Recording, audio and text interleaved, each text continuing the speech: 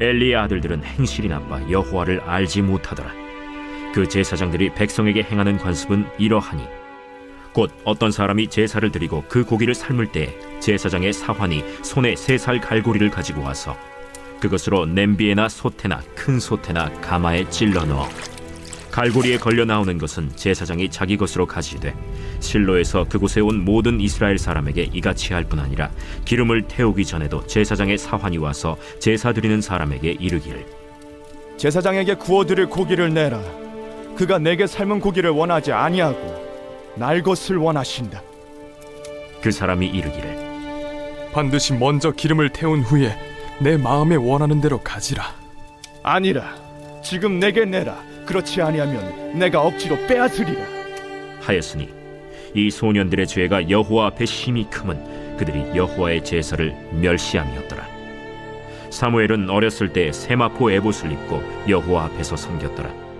그의 어머니가 매년 드리는 제사를 드리러 그의 남편과 함께 올라갈 때마다 작은 겉옷을 지어다가 그에게 주었더니 엘리가 엘가나와 그의 아내에게 축복하여 이르되 여호와께서 이 여인으로 말미암아 내게 다른 후사를 주사 이가 여호와께 간구하여 얻어바친 아들을 대신하게 하시기를 원하노라. 하였더니 그들이 자기 집으로 돌아가매 여호와께서 한나를 돌보시사 그로 하여금 임신하여 세 아들과 2딸을 낳게 하셨고 아이 사무엘은 여호와 앞에서 자라니라. Everyday Sunday, 우리의 매일을 썬데이로 세팅하라. 오늘도 선셋 메시지를 통해 우리의 삶을 언제나 선한 길로 인도하시는 신실하신 하나님을 모두 만날 수 있기를 예수님의 이름으로 축복하고 소망합니다. 오늘은 함께 하나님 사용법이라는 제목으로 선셋 메시지를 나누려고 합니다. 그런데 여러분 어딘가 이상하지 않으셨나요? 이 제목이 하나님 사용법이라니 혹시 지금 이거 신성모독 아닌가라고 의문을 가지신 분도 계실지 모르겠습니다. 맞습니다. 감히 하나님을 사용한다는 말 참으로 불경스럽고 신성모독적인 표현일 것 같습니다. 그런데 말씀을 준비하며 제 자신을 돌아보니 놀랍고도 또 부끄럽게도 너무 많은 순간 제가 하나님을 사용하려 들고 있었다는 것을 깨닫게 되었습니다. 신앙의 날이 더해질수록 교회에서의 활동과 사역의 경험들이 많아질수록 오히려 하나님을 사용하는 방식은 더 고도화되고 더 교묘해지는 듯합니다. 저에게는 난감하고 부끄러웠던 기억이 하나 있습니다. 청소년 자녀를 둔 한 성도님께서 제게 이렇게 말씀하셨습니다. 전도사님, 저희 아들이 전도사님처럼 잘 자랐으면 좋겠어요. 사실 이 잘이라는 표현 대신 다른 표현을 하셨었는데 차마 제 입으로는 옮기기가 어려운 것 같습니다. 그런데 그 말을 듣는 순간 마치 예상치 못한 펀치를 한 대 맞은 것처럼 당황스러운 마음이 들었습니다. 왜냐하면 교회에서 보여지는 열심히 있는 제 모습과 다르게 뒤에 숨겨진 저의 여러 연약한 모습과 부족함들을 누구보다 제 스스로가 잘 알고 있기 때문이었습니다. 당황한 기색을 숨기고 멋쩍게 웃으면서 그 자리를 모면하려고 하는데 그 성도님이 또다시 제게 질문하시는 거예요. 이렇게 질문하셨습니다. 어떻게 하면 우리 아들도 전도사님 같은 청년으로 자랄 수 있을까요? 저희 아들을 좀 보시면 조언을 부탁드립니다. 그 질문은 제게 카운터 펀치였고요. 순간 말문이 막혔습니다. 다시 생각을 해보다가 결국 이렇게 대답하고 말았습니다. 지금도 너무 훌륭한데 제가 더 드릴 조언이 없을 것 같아요. 그리고는 조심스럽게 그 자리를 벗어났습니다. 그리고 그 성도님의 부탁은 아직까지도 들어드리지 못하고 있다는 우픈 이야기입니다. 그런데 제가 부끄러웠던 이유가 무엇이었을까요? 교회에서 어떤 일들을 맡고 있는 것, 혹은 그 직분이 어떠한가와 같이 포지션이나 어떤 역할들이 곧 그 사람의 내면이나 성품, 영적인 깊이를 나타내는 것은 아니기 때문입니다. 하나님은 사람의 중심을 보십니다. 저와 여러분이 사람 앞에서만 잘 보이는 인생이 아니라 하나님 앞에서 정직하고 진실한 예배자가 되기를 하나님께서 찾으시는 예배자가 되기를 소망하고 축원합니다. 오늘 본문을 보게 되면요, 엘리 대제사장과 그의 아들들 홈니와 비느하스가 등장하게 됩니다. 이 두 아들은 아버지를 이어 제사장 직분을 감당하게 되었습니다. 그런데 12절 시작은 이렇게 시작됩니다. 우리 함께 읽어보겠습니다. 시작. 엘리의 아들들은 행실이 나빠 여호와를 알지 못하더라. 너무도 충격적이게도 제사장이었던 그들이 여호와를 알지 못하더라라고 말씀하고 있습니다. 그 이유는 그들의 행실이 나빴기 때문인데요.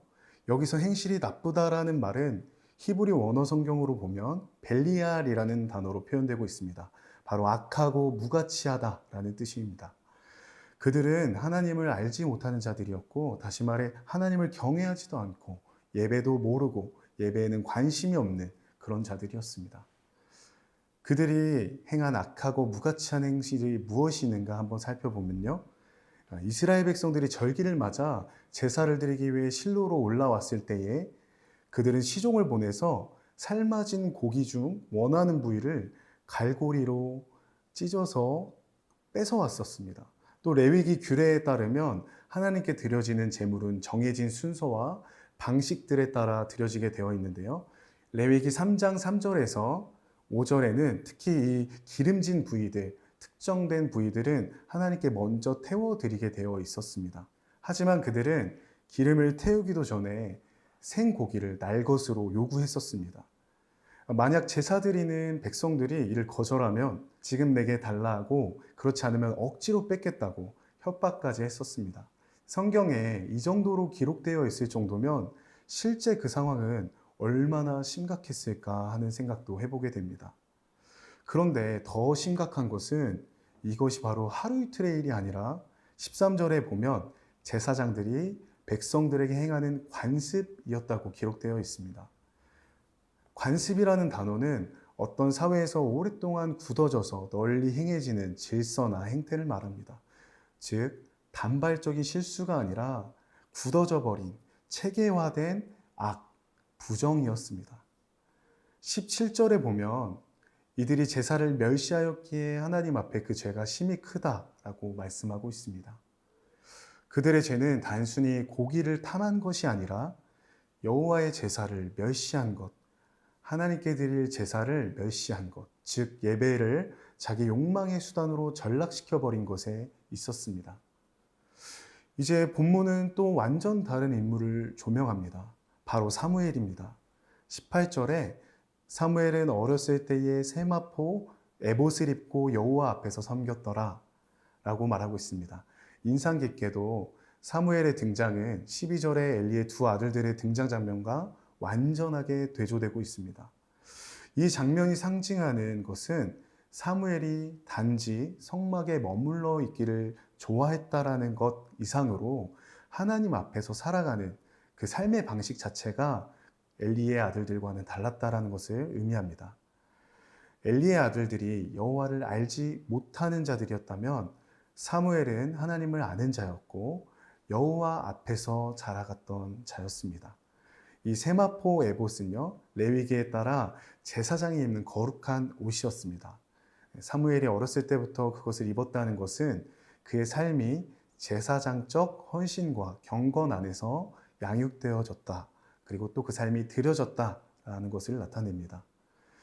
게다가 19절에서 21절까지를 보면 이 어린 사무엘이 얼마나 건강하고 온전한 믿음의 토양 위에서 자라고 있었는지를 알 수 있습니다. 어머니였던 한나는 매년 실로로 올라갈 때마다 작은 겉옷을 지어서 사무엘에게 가져다 주었는데 이 장면은 단지 부모의 정을 나타내는 것 이상으로 기도로 그리고 믿음으로 입혀진 옷, 믿음의 계승을 뜻하는 바입니다. 사무엘은 어쩌면 자신의 가정과 멀리 떨어져 성소에 있었지만 그는 부모의 기도와 믿음의 계승, 하나님의 임재 가운데서 잘 자라난 인물이었습니다. 21절에 이렇게 말씀합니다. 이 아이는 여호와 앞에서 자라니라. 엘리의 아들들이 예배를 이용해서 자신의 욕망을 키워갔다면 사무엘은 예배 안에서 하나님을 경외하는 마음을 키워갔고 또 하나님 은혜 안에 키워졌습니다. 엘리의 아들들은 예배를 멸시했지만 사무엘은 예배 속에서 하나님을 향해 자라난 것입니다. 이 대조를 통해서 우리는 성경이 우리에게 강력한 메시지를 주고 있는 것을 발견할 수 있습니다. 예배를 욕망의 도구로 삼는 자는 결국 하나님 앞에서 끊어지지만, 예배 앞에 자신을 드리는 자는 하나님 앞에서 장성한 그리스도의 분량까지 자라날 수 있다는 사실입니다. 저는 특별히 오늘 이 말씀을 묵상하면서 우리 교회의 다음 세대인 PNG 포치 포키 포틴 아이들이 생각이 났습니다.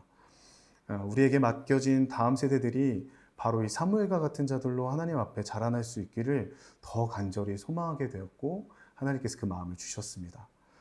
비단 자녀를 양육하지 않으시거나 또 직접적으로 다음 세대 사역을 하지 않으신다고 하더라도 우리 모두가 함께 한나와 같이 우리의 다음 세대를 위해서 기도로 후원하고 또 말씀으로 양육한다면 점점 더 황폐해져 가는 이 시대에도 사무엘과 같은 다음 세대들이 가정과 교회와 이 나라에 세워질 것이라 기대할 수 있지 않을까 싶습니다. 한나의 기도와 신앙의 계승이 없었다면 아마 사무엘도 없었을 것입니다. 포치 포키 포틴이 매 주일에 예배를 드리고 있습니다. 또 매년 여름마다 캠프를 준비하고 있습니다. 우리 아이들을 위해서 많은 손길들이 필요한데요. 다른 것보다도 기도로 후원해 주시고 사랑 어린 관심도 부탁드려 봅니다. 사무엘이 제사를 드리러 갈 때마다 작은 옷을 지어주었던 한나와 같이 우리 아이들이 드릴 예배를 위해서 우리도 작게나마라도 기도의 겉옷, 사랑의 겉옷, 복음의 겉옷을 입혀줄 수 있는, 하나님께서 우리 모두에게 주신 이 공동의 사명을 잘 감당할 수 있는 앞선 세대가 우리 모두 될 수 있기를 축원합니다. 말씀을 맺으려고 합니다. 우리도 때로는 홈리와 비느하스와 같이 예배를 수단 삼아서 자기 만족이나 자아 실현을 추구할 때가 있습니다. 섬기고 헌신하는 그 자리가 하나님을 만나는 자리가 아니라 나의 욕망으로 가득 찬 자아를 만나는 자리가 되기도 합니다. 그러나 늘 예배와 말씀 안에서 다시 돌이켜 에봇, 거룩한 옷을 입음으로 하나님을 사용하는 자가 아니라 하나님께 쓰임받는 자가 되시기를 예수님의 이름으로 축복합니다. 기도하겠습니다. 사랑의 하나님, 오늘도 저희를 말씀 앞에 세워주셔서 감사합니다.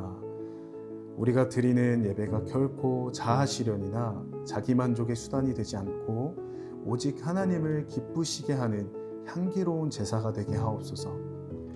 저희가 하나님을 사용하려 하지 않고 하나님 앞에 쓰임받기를 원합니다.